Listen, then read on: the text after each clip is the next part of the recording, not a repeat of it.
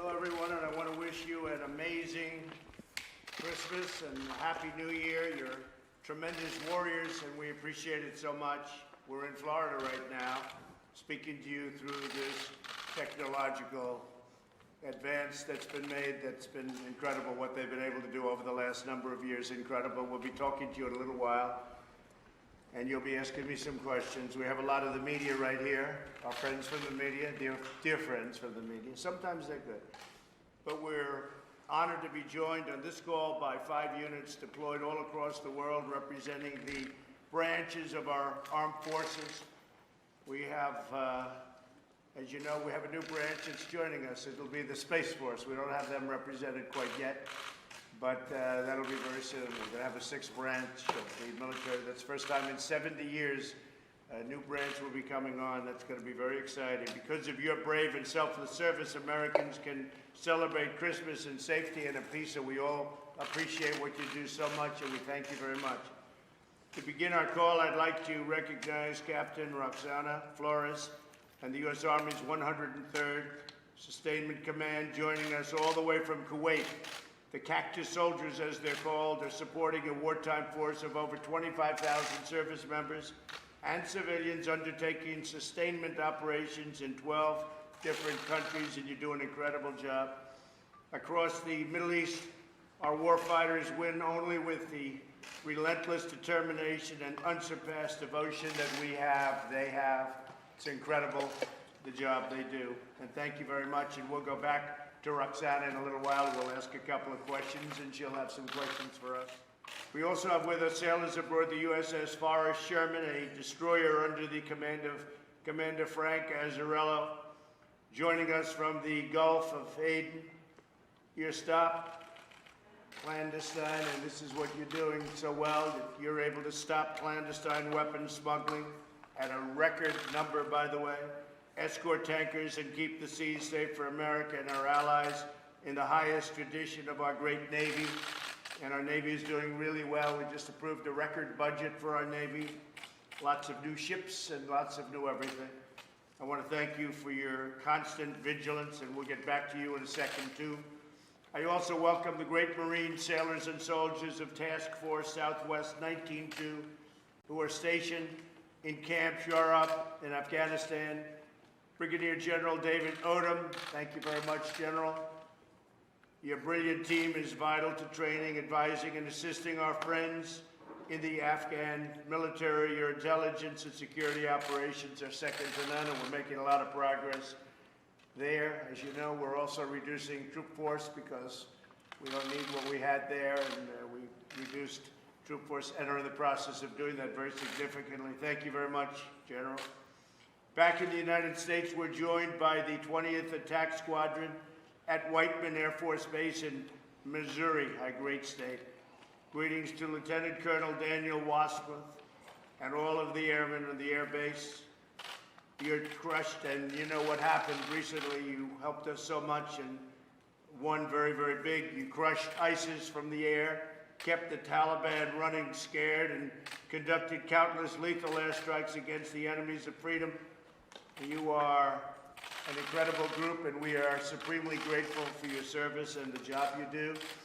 What happened with ISIS was incredible. As you know, we took over 100% of the caliphate. Good. Thank you very much, Lieutenant Colonel, and thank you, everybody. Who's the 19-year-old? Tell me. Who's the 19? Raise your 19. Aaron Burley. To be 19, not so bad. Good. Have a good time. Thank you. Great job. Sir. Merry Christmas, sir. Thank you. You too. You need a big group. It's a big place. We just a lot of things have happened in Alaska. One of the big ones is Anwar. You know about that? Possibly the biggest drilling site in the world. We got that approved. They've been trying to get it approved for 50 years. I got it approved, and it's going to have a tremendous impact. Plus, you're doing a lot of logging and lumber work up there. We opened it up for you. So we always watch the environment, very important, but we also open up the business. And Alaska and the Alaskan people have been very thankful, so we appreciate it. Great job, Michael. We appreciate it. And just in closing out, I want to wish everybody a really incredible New Year, a Merry Christmas, a Happy Hanukkah. Again, we have a special country. Our country is doing better now than it's ever done before. Our economy is the best it's ever been.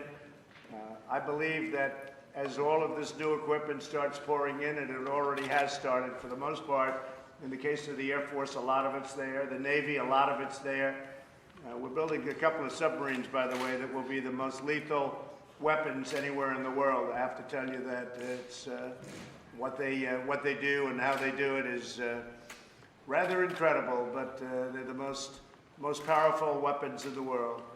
And unfortunately, lethal, and hopefully we never have to use them from that standpoint. We hope never to have to use them, but we're going to have them very soon. We already have some, but these are beyond anything that anybody's ever seen before, the submarines. So I want to thank everybody. I want you to have a great Christmas. I want you to have an incredible New Year. I think we're poised for tremendous success in the United States.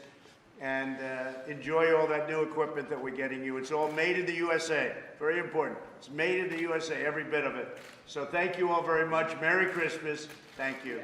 Thank you, Maria.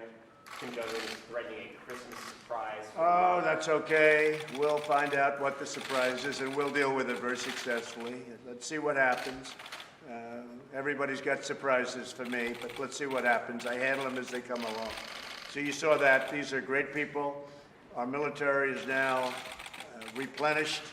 We were totally depleted when I came into office, and it's great stuff. It's great stuff. What's happened, and you see these incredible people. We have the best in the world. So it's totally replenished.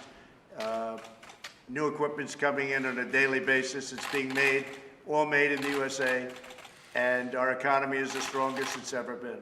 What options are you considering, Mr. President, if it does end up being a long-range missile test? We'll see what happens. We'll see what happens. Let's see. Maybe it's a nice present. Maybe it's a present where he sends me a beautiful vase as opposed to a missile test, right? I may get a vase. I may get a nice present from him. You don't know. You never know. Are you going to pardon Roger Stone, Mr. President? Say? Are you going to pardon Roger Stone, Mr. President? I don't understand the question. Roger Stone, are you going to pardon him, sir? He's been convicted of felonies. Am I going to pardon him? Well, I hadn't thought of it. I think it's very tough what they did to Roger Stone compared to what they do to other people on their side. I think it's very tough. I think it's a very tough situation that they did something like that. You know, Roger Stone was not involved in my campaign in any way, other than the very, very beginning, long before I announced a little bit. I've known Roger over the years. He's a nice guy. A lot of people like him. And he got hit very hard, as did General Flynn, and as did a lot of other people. They got hit very, very hard. And now they're finding out it was all a big hoax. They're finding out it was a horrible thing. We were spied on. My campaign was spied on. And again, Roger Stone was not a part of it, the campaign. He was somebody I've known over the years, but not a part of the campaign. Very, very, very early on, long before I even announced, he was involved in a minor way. But he's a good person. And what they did to him is very unfair, in my opinion. And what they did to General Flynn is very unfair, in my opinion. And what they did to so many others is very unfair. And now we found out they're a bunch of dirty cops, and paid for by the DNC, paid for by Hillary Clinton in many cases, and in much. They did a phony dossier. They used the dossier for FISA. And now, as you know, the FISA court and your top judge is very much involved, and hopefully they're going to do something about it. But these were dirty people. These were bad people. These were evil people. And I hope that someday I'm going to consider it my greatest, or one of my greatest achievements, getting rid of them. Because we have no place in our country for people like that. Sir, what did President Putin say to you that convinced you that the Ukraine interfered in the 2016 election? What did he say to me? Yeah. About what? What did President Putin say to you? You're putting words in somebody's mouth. Who are you referring to? Me? I never said anything about it. I never said a thing about it. All right, any other questions? Mr. President, are you concerned Pelosi will hold up the articles of impeachment indefinitely? Well, all I know is my poll numbers are the highest they've ever been. Our fundraising in the Republican Party is the highest it's ever been. She hates the Republican Party. She hates all of the people that voted for me and the Republican Party. And she's desperate to do. Look, she got thrown out as Speaker once before. She lost like 63 seats, 61 or 63. Tremendous, a record-setting number of seats. I think it's going to happen again. She's doing a tremendous disservice to the country. She's not doing a good job, and some people think that she doesn't know what she's doing. A lot of people think that. A lot of people have said it. They had no evidence at all. They had no crime. We had 196 or so Republicans voting 100%. We didn't lose one Republican vote in the House. We had 3 Democrats come over to our side, and 2 in another instance, 2 in an additional instance. And we're in a very good position. Ultimately, that decision is going to be made by Mitch McConnell, and he will make it. He has the right to do whatever he wants. He's the head of the Senate. People remember they treated us very unfairly. They didn't give us due process. They didn't give us a lawyer. They didn't give us anything. Now they come to the Senate and they want everything. If you look back just 2 weeks, just look back at what they did, but over a long period of time, look at what they did. We weren't entitled to witnesses. We weren't entitled to lawyers. We sat in a basement. They would leak everything. They would leak it. We weren't entitled to do anything. They would leak selectively with a sick, corrupt politician named Schiff. He's a corrupt politician. No, they treated us worse than anybody's been treated from a legal standpoint in the history of the United States. It's never happened before, where you can't have a lawyer, you can't have a witness, you can't have time. You didn't. Even recently, when they had the constitutional lawyers, they got 3 lawyers, we got 1. Fortunately, our 1 lawyer was better than their 3. And we also had a much better case. We have a perfect case. I say it again, we have a perfect case. They had no case. But they had 3 lawyers, we were allowed 1. They had 3, think of that. They had 3 lawyers, constitutional lawyers, and each one spoke for an extended period of time.